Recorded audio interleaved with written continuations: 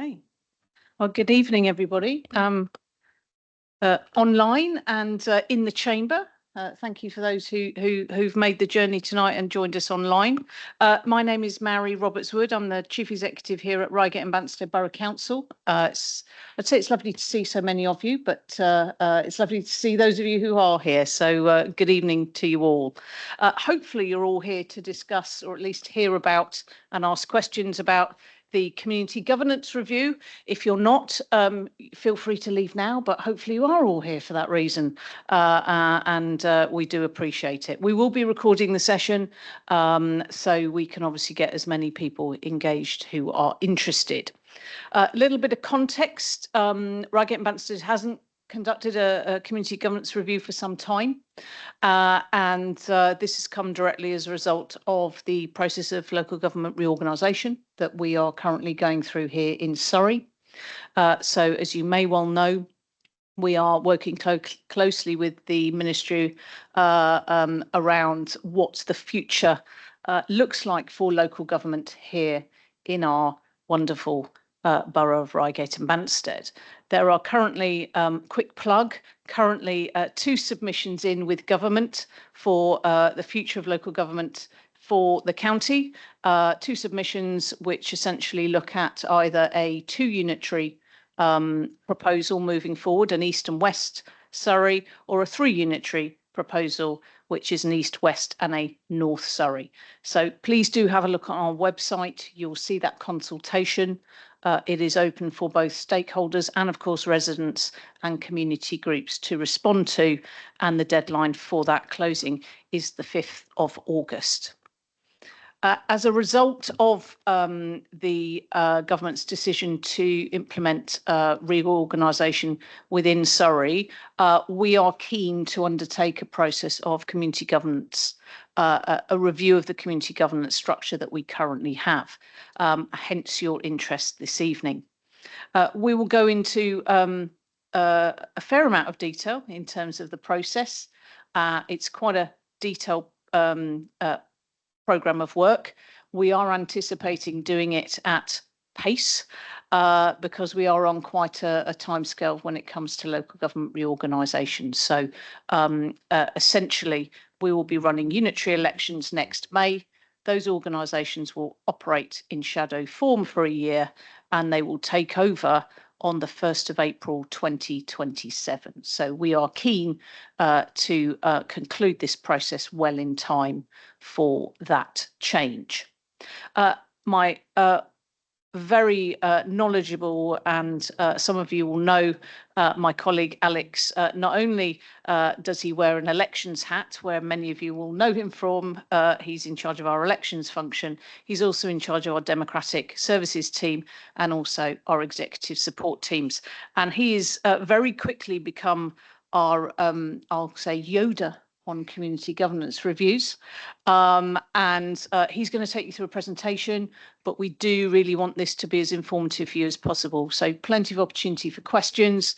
Some of those questions we may not know the answer to, but I can assure you we will go away and find them out if we don't.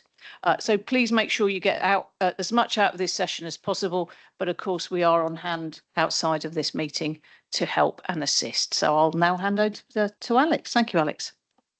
Thanks, Mary, and evening, everyone. I hope you can hear me clearly. I think as someone's remarked, I am softly spoken, so I'll try and project my voice as best as I can. Right. Okay.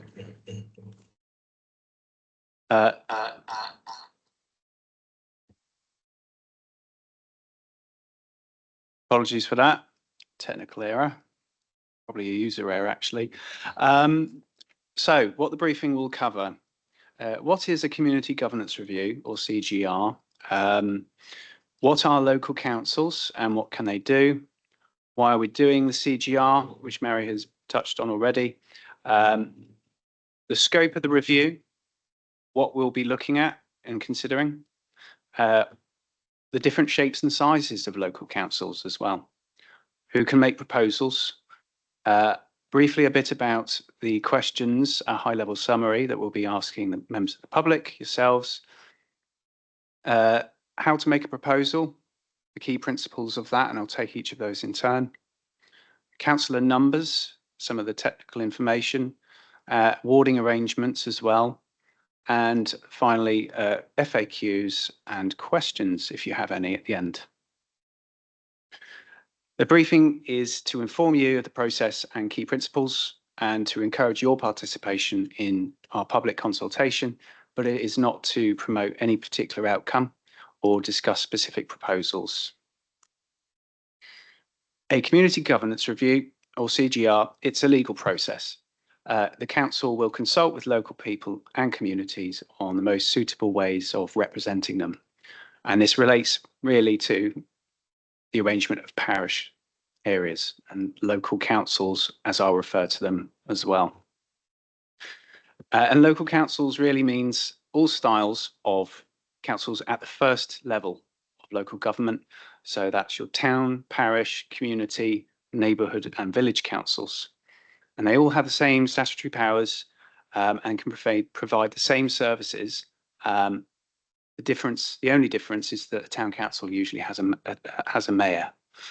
And they're elected bodies made up of local people representing the interests of their communities. And they're typically unpaid, although they can claim expenses in the course of doing their duties. What can local councils do? Well, the National Association of Local Councils says, depending on their size, and that is a key factor, they can be responsible for a whole variety of things.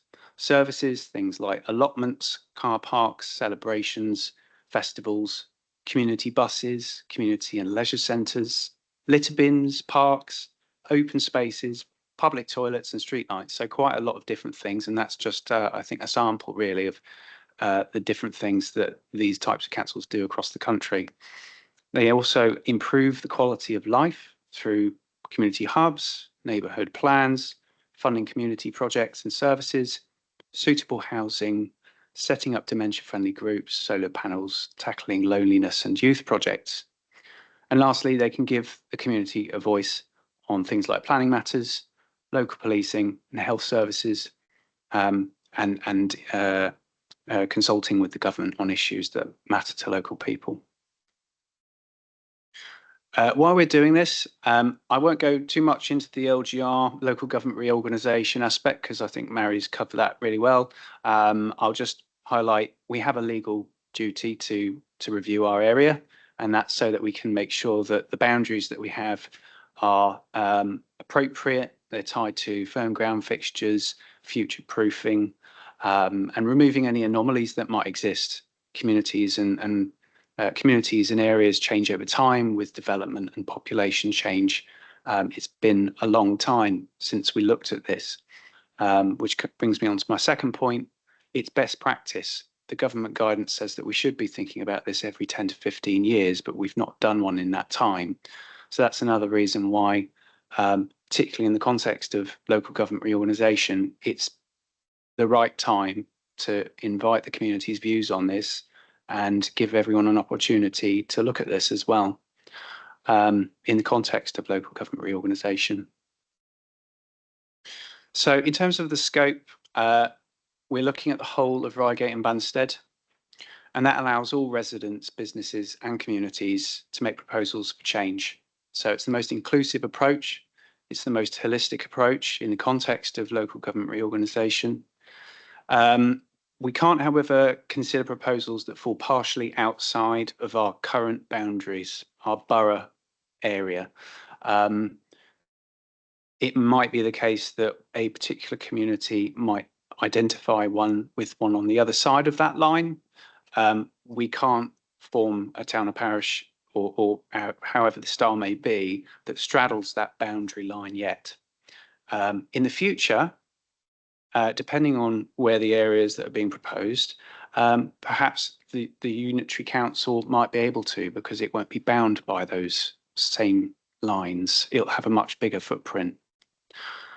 So, you know, if it's not possible for us to look at it now because of the constraints of our area, it may be possible for the unitary to look at that in the future. And there are mechanisms for local people and communities to ask them to do that. There's no requirement as well for us to make any changes at all during this review to existing areas that are parished, but we're not excluding those proposals for the reasons I gave on the previous slide.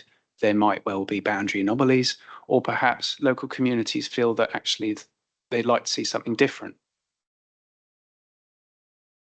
So we will be looking at, in the broadest possible terms, creating, merging, altering, or abolishing parishes, the naming of parishes and their style. So, as I said before, town, village, parish, however the case may be, and the creation of local councils, as well as the electoral arrangements that they have. So, when do they have elections? How big should the council be in terms of number of councillors? Should it have wards? Should it be subdivided into smaller areas? And I'll explain the implications and reasons for doing so later. And lastly, grouping parishes under a common council. Again, I'll explain a little bit more on that later. And just to reiterate, there's no presumption of any change at this stage in the process. No proposals are being made by Reigate and Banstead Borough Council yet. We'd like to hear your views on what you'd like to see, and we will consider those and act upon it. What the review can't consider is we can't change the number of councillors on county or borough councils. We can't change the style of existing councils. So currently we have Hawley Town Council, Southampton Sidlow Parish Council in the south. They're existing councils. We can't say change town, parish, neighbourhood, etc. They are what they are, and they can only be changed by those organisations. We can't influence or change the amount of money that an existing parish or town council raises through council tax, which is known as their precept. And we can't change the boundaries of borough or county council wards or MP constituencies, parliamentary constituencies. So there are many shapes and sizes of local councils. Obviously, they have an area. Where is their boundary? They have a name and a style, which we've already discussed. They have a meeting of their electors, electors being the residents who are registered on the electoral roll in that area. They can have a council of parish councillors, so you can have a parish area. It doesn't necessarily have to have a parish council, depending on the size. Over 1,000 electors, there must be a parish council. If it's between 151 to 999, there is a choice whether you have one or not. And if it's less than 150 or less, it's not created unless existing. They will have a quota or ratio of electors to councillors, and that comes into play with how many councillors or what should the council size be. There are ratios for doing that. They may have wards, which is preferable for larger areas for the efficient conduct of elections and equality of representation. I'll talk that through in a bit as well. And they can be grouped into a common council.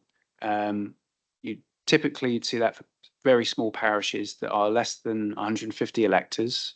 So they're not big enough to have a parish council, but they can be grouped together to form a common council. And again, I'll talk a little bit about that later as well. But it allows them to have clout and influence that they wouldn't otherwise have, while still retaining their local identity. And there can, of course, be unparished areas, which most of the borough is. Who can make proposals? It is open to anyone in the borough. It's open to all members of the public, local organisations and businesses. Existing town or parish councils, of course, Surrey County Council, community organisations and associations. So that might be neighbourhood or tenant management organisations, area or community forums, residents associations, tenants associations, community associations, and special interest resident groups, faith groups, community clubs and groups, and business guilds. I've specified a few there, but it is entirely inclusive. So please help us as well. Promote the review with your local communities. We want to hear from as many people as possible. Thank you. And what we are essentially asking people is, do you want a town, parish, community, neighbourhood or village council in the area where you live? And if so, please explain why you think that should be the case and where do you think the boundaries should be? Or you can answer both questions if you wish. If you already have a town or parish council in the area where you live, are the boundaries right, or would you change them? Are the number of councillors correct? Do you feel that the community you live in is the right one, or would you prefer to be part of another one? And we will be providing maps on our community governance review webpage, as well as a variety of other supporting information, like electorate information, some of which is included in the documents that are at the back of the room there and will also be published on our website. So please refer to them if you're interested in making a proposal. Which takes me on to actually making one. So the key principles are that proposals should reflect the identities and interests of the community in that area. It should strengthen community cohesion and provide effective and convenient local government. And I'll talk through each of these in turn now. So community identity and interests means proposals should reflect a distinctive and recognisable community of place. So that's shared history, geography and local facilities, things such as community centres, schools, shops, places of worship, and local traditions or civic pride. A sense of place and belonging is central to that. In terms of community cohesion, proposals should strengthen it, not divide it. And you should avoid creating boundaries that split communities along ethnic, cultural, social lines.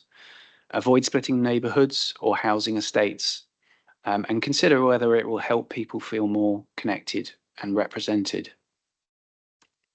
And lastly, on the principles, effective and convenient local government.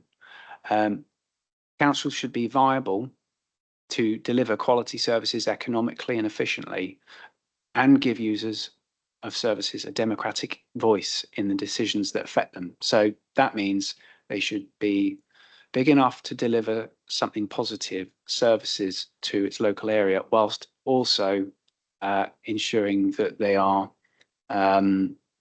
small enough to represent local communities well enough.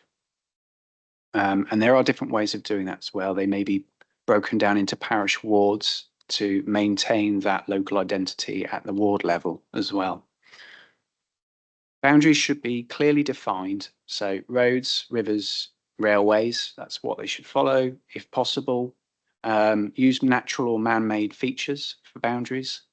And ideally those that are likely to remain stable, having regard to future development and population changes. Over time, like I said, communities change. If we're going to be looking at the arrangement of parishes, we'd like something that is future-proof as far as reasonable. And we will be providing a 5-year forecast of electorate data on our community governance webpage for anyone who's interested in making a proposal to refer to, so that when you're looking at the maps and you're looking at the electorate forecast, you can understand where it's likely that populations will grow. And that's based on extant local plan data, basically where there is a reasonable level of confidence that future developments will be made, whether they have planning consent or whether there is an allocation in the local plan, that sort of thing. And consider whether the proposed council can, of course, represent their community well and work effectively with other tiers of government. I say tiers, soon to be unitary, singular. How many councillors? Well, the National Association of Local Councils has published guidance. It is only guidance, it is not a rule. However, we've included it here as a helpful reference. So we've also included here the existing town and parish council councillors to electors ratio as well, to refer to. When thinking about number of councillors, proposers should think about urban and rural differences, traditional scales of representation, the administrative workload of the parish, the number of elections which have been contested, and also worth bearing in mind, by law, a parish council can have no less than 5 councillors per council. And there is no maximum limit, although, generally the recommended scale suggests that you wouldn't go much further than 25. Parish wards means dividing a parish into smaller areas called wards. Each ward elects its own councillors, and this includes deciding the number of wards, where are the boundaries, and how many councillors each ward gets, and the naming of those wards. When deciding whether or not to have parish wards, proposals should consider if the number or distribution of the electors for the parish would make a single election of councillors unfeasible or inconvenient. And what I mean by that is if we have, say, for example, if Hawley Town Council, which has an electorate of 20,000 people, wasn't subdivided into parish wards, every time you had, say, a casual vacancy, you'd have to hold an election for the whole of that 20,000 people. It would be exceedingly expensive, and that's not that's unfeasible, and probably inconvenient to their chief finance officer. So it is desirable also that any area or areas of the parish should be separately represented. So again, if you've got a very large area, there might be different individual communities with their own identities within it, but they identify as a whole within that town or parish area. So it might be the case that if you're looking at a large footprint, it makes sense as well to break it down into parish wards so that you can reflect those individual identities as well within the makeup of that council. When you're drawing ward boundaries, please consider the community identity and interests in that area as well, and whether particular ties or links might be broken by the drawing of those ward boundaries. The same goes for where you draw the boundaries of the overall parish area to where you're drawing the lines of those parish wards as well. And when thinking about allocating councillors to wards, consider that each person's vote should be of equal weight so far as possible. It's not an absolute requirement, but as far as possible, you should have a balance so that there's no risk of over-representing the interests of one ward over another. And also consider workload challenges for councillors. So what happens next? Well, on the 24th of July, we're going to open a first consultation where we will be asking communities, do you want a town or parish council, or whatever style it may be? What should it look like and why? And should the boundaries change, or should your community be represented by another parish? That's a really rough, high-level summary. There are further questions, but that's it in a nutshell. That will close on the 18th of September, and then there will be a period of analysis, and we will then prepare draft recommendations with a member working group consisting of a cross-party group of councillors at Reigate and Banstead Borough Council. Those draft recommendations will be the outline of what we might be proposing when we know something substantive, something solid to then present to people about, we've asked what the community wanted, this is what they've told us, we've put that together, and this is what this council recommends comes next. We then have a second consultation on that after the draft recommendations are agreed at full council on the 6th of November. That second consultation will run until the 16th of January. And during that period, we will have some idea about which households will be affected, if any, by those draft proposals, draft recommendations, sorry. And because of that, we will be doing a direct mail out to every affected property to ask them if they agree to those proposals or if they think they should change, because it will be clear that it may affect them. From mid-January until March, once we've finished that second consultation, we'll do some more analysis, understand what people's views were on it, and then prepare final recommendations, which will then be resolved at full council on the 26th of March next year, following which we will do a bit of legal work to make a reorganisation order, as it's called, which basically implements what the council has agreed. That will come into effect for financial purposes on the 1st of April 2027, and for electoral purposes in May 2027, when the next ordinary scheduled set of elections takes place, 6th of May. How to submit a proposal? Proposals can be made online via the website there. On paper, copies of the survey can be downloaded from a website in a hard copy format and printed, or we'll be making them available to collect from the Town Hall, Banstead Community Centre or Hawley Community Centre. We're currently working to make them available also in libraries. However, that's yet to be confirmed, but my hope is that we will have that resolved by next week. Those will not be available until the consultation opens on the 24th of July. However, the information materials will be available beforehand, so you can read those at your convenience. Accessible versions will also be available, so anyone can request that via email to the email address there, engagement@reigate-banstead.gov.uk, or contact the customer contact centre by telephone or SMS for those who are deaf or hard of hearing. And the consultation closes at 5 p.m. on the 18th of September. Coming towards the end now, before we open for questions, if you have any. FAQs. When would any changes come into force? I think I've covered that off already. 1st of April and the elections in May 27. Could council tax be affected by the review? Potentially, yes. However, each parish, town or community council, or whatever the style may be, determines what services, if any, it wishes to deliver and sets its own budget requirements.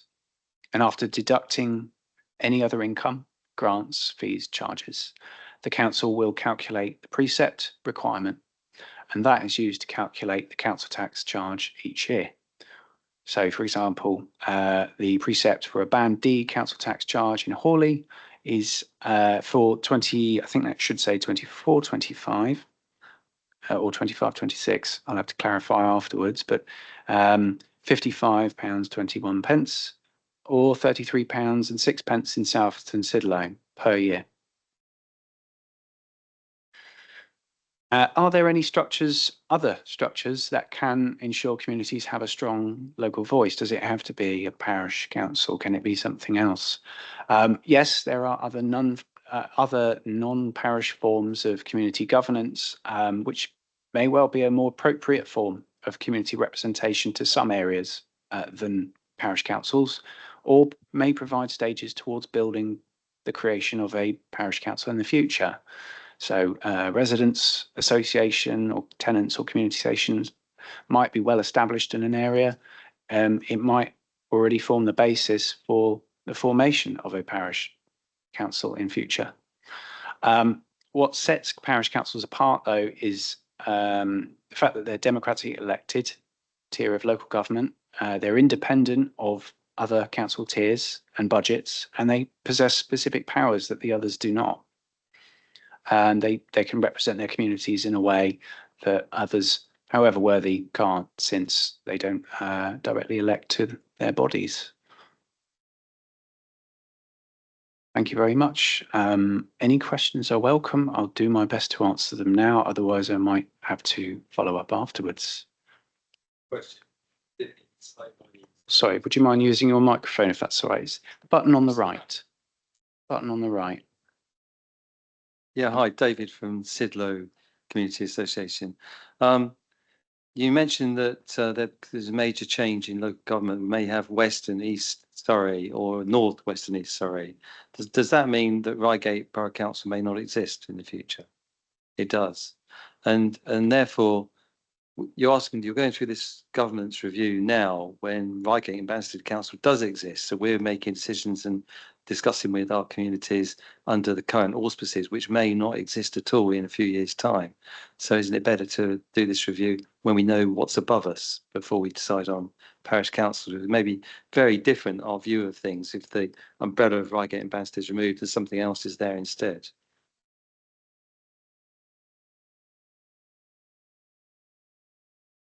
Thank you, and it's appreciate the question. I think the challenge, I suppose, we've got a window of opportunity to do this now as Reigate and Banstead, and I think as part of us not being here, because we won't exist from the 1st of April 2027, a new unitary will exist. Now, they might not choose to undertake a community governance review. They may choose to carry on and not do one.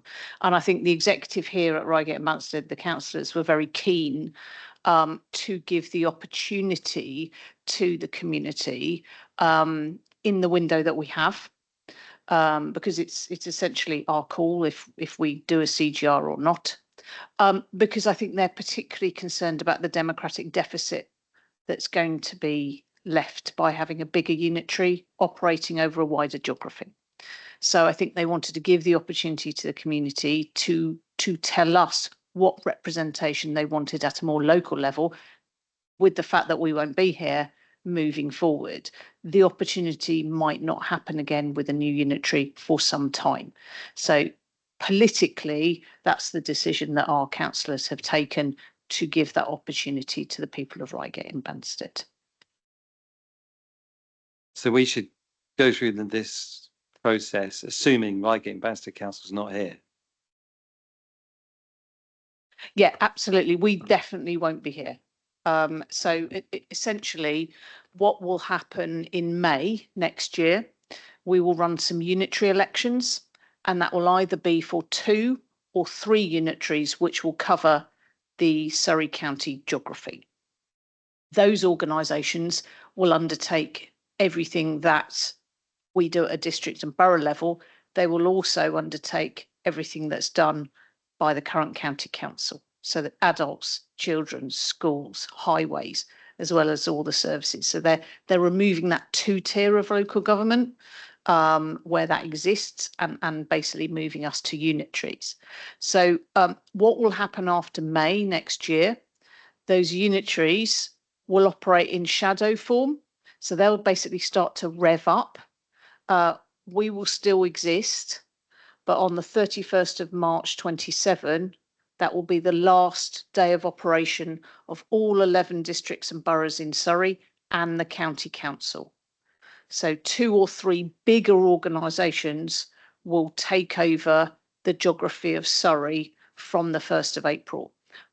And as I said, our councillors here at Reigate and Banstead, and you'll probably know that a number of community governance reviews are going on in other areas in Surrey. So I think colleagues in Mole Valley, Surrey Heath, I think Epsom and Newell as well, they're also undertaking this exercise, because councillors are concerned with the district and borough level going, that creates a big distance for residents between them and the unitary authorities, who will have a much bigger geography to be concerned about. So that's the driver here, I think, for our politicians, is to give that opportunity. But yes, operate under the auspices that we will not exist.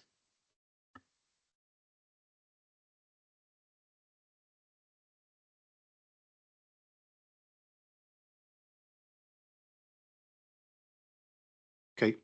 Okay. Can you hear me? Okay, Michael Colwell. I'm just a resident. I don't have any title or anything like that.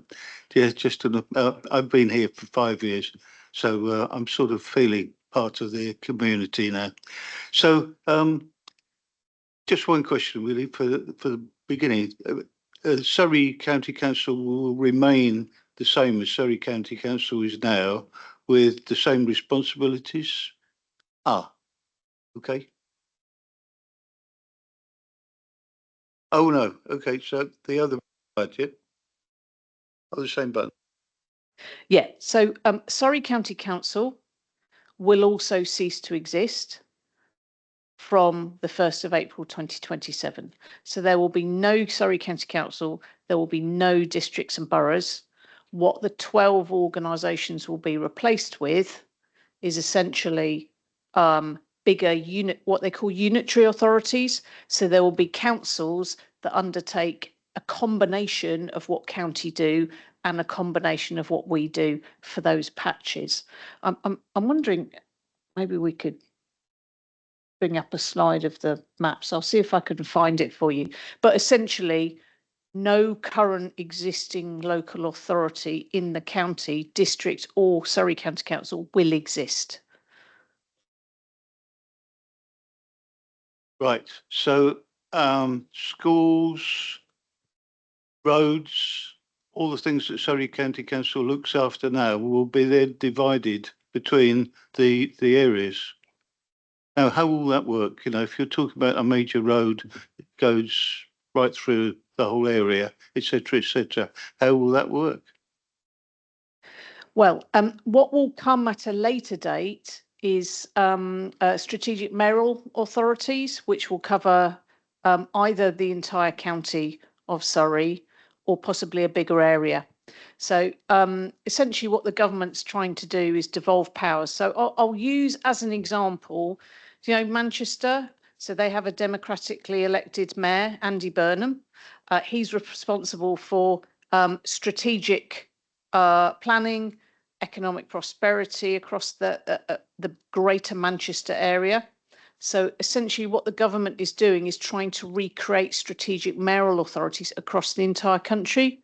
So at some point after we've gone through reorganisation into unitaries, a strategic mayoral authority will be established for the area of Surrey, or on a bigger scale, and they will have responsibility for strategic planning, for strategic infrastructure, highways, things like that. So essentially, those responsibilities will go up, and those unitaries will look after a combination of the remaining services that are provided within their patch. So we here in Reigate and Banstead will become in some form part of an East Surrey unitary authority that will be responsible for schools and the state of our roads and planning, licensing, picking up the bins, children's and adult social care for our geography across to East Surrey.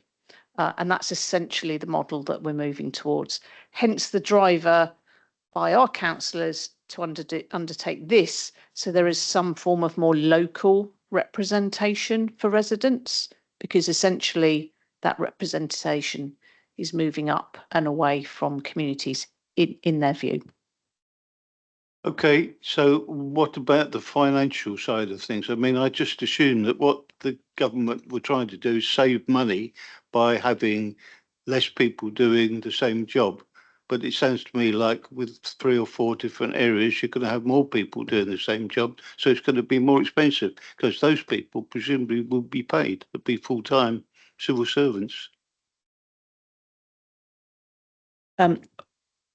You might want to ask the government directly some of these questions, because I I don't necessarily disagree with your views.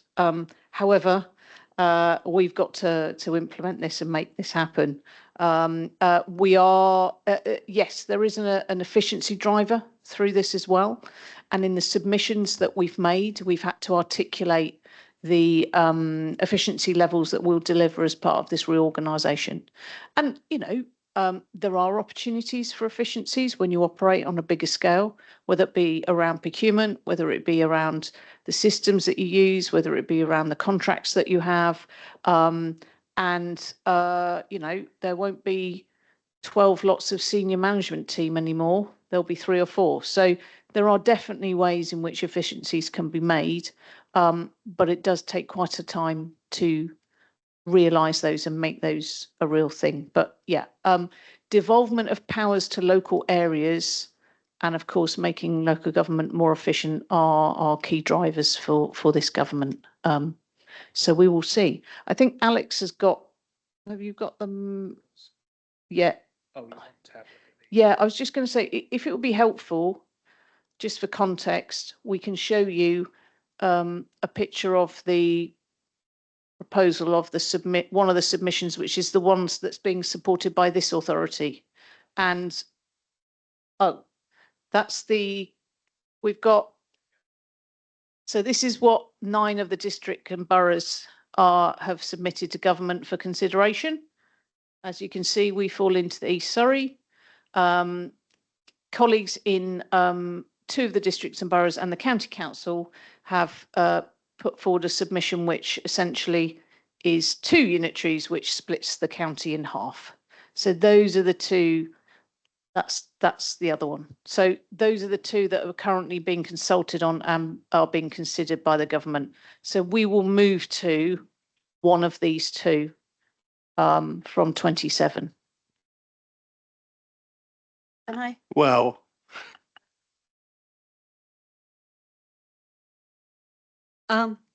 Thank you. We went through back in 2019 the all-out elections, and the numbers are broadly reflected in page 3 of the terms and conditions. But I noticed you mentioned about parish councillors or parish councils rather being around 1,000 plus. Now, obviously, the numbers here that we've got for our current wards are considerably in excess of that. I'm just wondering, because the numbers, you might notice other people here, lower numbers reflect some of the SUEs, sustainable urban extensions, which is a planning thing, extra buildings going in. So that's broadly the wards that are here are pretty even. So when people are considering if they're thinking about a parish council, what sort of figures? I know you said 1,000 plus, but what sort of figures are you thinking about? Because a natural, when you're talking about natural divisions, here it would be the railway line, north-south. If it was north, it's up to the top of Reigate Hill, for example. I don't know what sort of numbers of properties and whether you go, well, obviously you go to the west as far as you can, how far you go east. And then, like I said, there's a lot of factors in it. And I'm just wondering whether if you're thinking about things like this, whether our existing councillors should be giving a bit of a steer, a bit of a lead. You've got church parishes, for example, which is the railway line going north for St Mark's, for example. It's just a question where we start and who we should be talking to and getting involved with it. Thank you. Thank you very much. At this stage in the process, it's focusing on community cohesion and those principles that I laid out earlier, the numbers and the electorate ratios, that really comes in later, in the later part of the process. But we're providing everyone with all of the information that they need should they wish to go into that level of detail. But really, principally, we're asking people is, do you want a town or parish council in your area, or where do you think the outer boundary should lie? Yes, you can provide parish warding areas, but they should be governed by where do you think that community identity really is, rather than looking at this many in this area and this many in this area. It's about focusing on that local identity and community identity and where those outer boundaries should be. I'm happy to provide further information after, if that's okay. Yeah, I apologise to Charles as well, who's been had his hand up for a very long time. Do you wish to still ask your question, if that's okay, Charles? Sorry Hi, for everyone. making you wait so long. No, you're right. I appreciate it's tricky with the video call. Charles Weir from Sidler Association. Yeah, I'm just wondering, so once this review's completed and you've made a decision on the setup going forward, can it only be revised at another one of these, or can the new sort of layout decide to change it? Well, once the decision is made by this council, it is effective on the date that it comes into force, on the 1st of April. The new unitary authority, from the point where it becomes a shadow authority in May next year, does have responsibility for community governance functions. However, it wouldn't be able to change something that this council had already decided and was yet to be implemented. They can at a later date perform their own review. However, ultimately, as this exercise is about asking local communities what they would like to see in implementing it, I'd say that would probably be quite unconstructive for them to undo what this community governance review has thought was the right governance for this area. That said, they may be looking at a larger footprint in a different context. But I don't know, Mary, if you want to say anything. Yes, I think fundamentally, I think it would be unlikely that they would undertake another community governance review within a short time frame. Also, I think they'll be pretty busy basically getting themselves up and running and things like that. Obviously, boundary reviews potentially could prompt something of this nature. But, I think that's why it's so important this piece of work is done thoroughly, because it probably is something that's going to be in situ for a foreseeable future.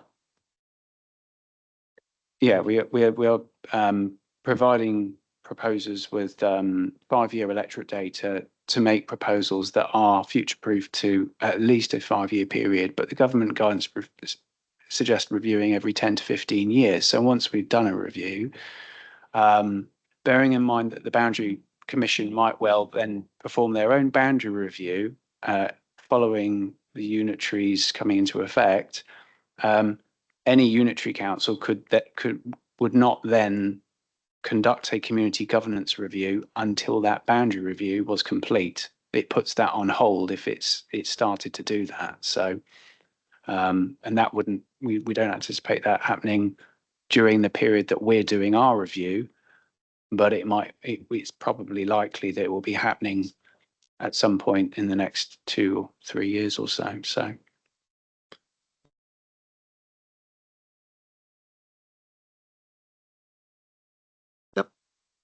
Fred, what relevance will the town councils have to the unitary authority? Will they have any input, or will they just be standalone? And will the unitary authorities have ultimate control over the town councils? Sorry, mine doesn't work if yours is on.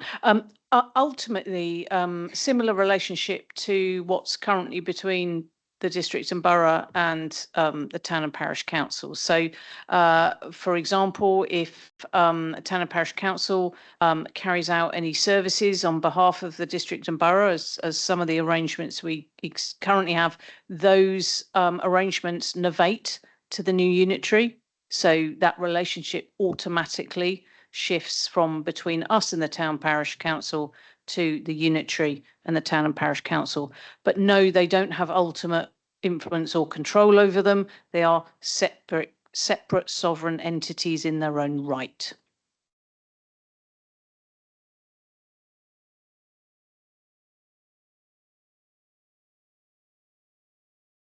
Thank you very much for all your help.